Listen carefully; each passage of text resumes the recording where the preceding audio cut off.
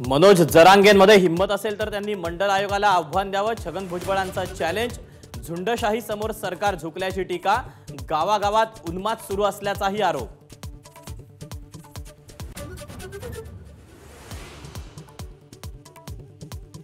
मराठा आरक्षणाचा विषय कोर्टात जाण्याची शक्यता। आरक्षणासंदर्भात कोणतीही प्रतिक्रिया देऊ नये, अजित पवारांच्या आमदारांना सूचना।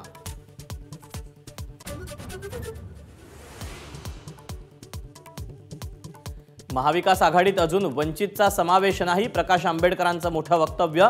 2 फेब्रुवारीच्या बैठकीत जागा वाटपाचा फॉर्म्युला स्पष्ट करा। आंबेडकरांची मवियाकडे मागणी।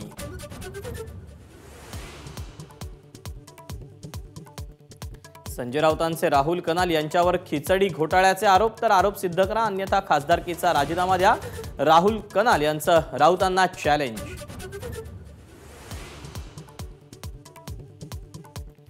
मुंबईत सत्ताधारी आमदारांनाच विकास निधीचं वाटप। ठाकरे गटाच्या आमदारांना निधी न देण्याचे आदेश।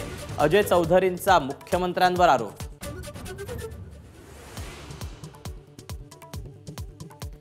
ज्ञानवापी मशिदीच्या तळघरात पूजा करण्यास कोर्टाची परवानगी। तळघरातल्या मूर्तींची पूजा करण्यास व्यास परिवाराला हिरवा कंदील।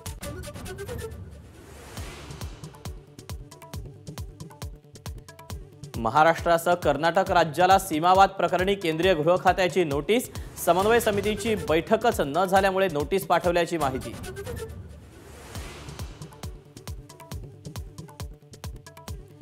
केंद्रीय अर्थमंत्री निर्मला सीतारामन अर्थसंकल्प सादर करणार। विरोधकांनी संसदेची प्रतिष्ठा राखावी, पंतप्रधानांचं आवाहन।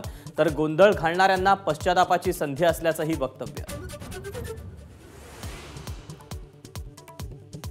शिंदे गटाचे खानापूर आटपाडी विधानसभेचे आमदार अनिल बाबर यांचं निधन। वयाच्या 72व्या वर्षी अखेरचा श्वास। सांगलीतल्या गारडी गावात पार्थिवावर अंत्यसंस्कार।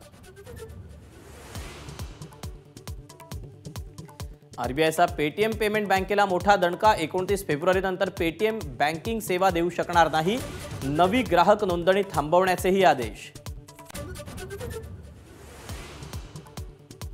दिल्लीचे मुख्यमंत्री अरविंद केजरीवाल यांना 5व्यांदा ईडीचं समन्स। मद्य घोटाळा प्रकरणी 2 फेब्रुवारीला चौकशीसाठी हजर राहण्याचे निर्देश।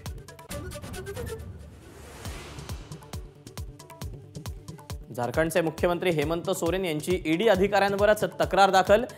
SC/ST ऍक्ट अंतर्गत गुन्हा दाखल।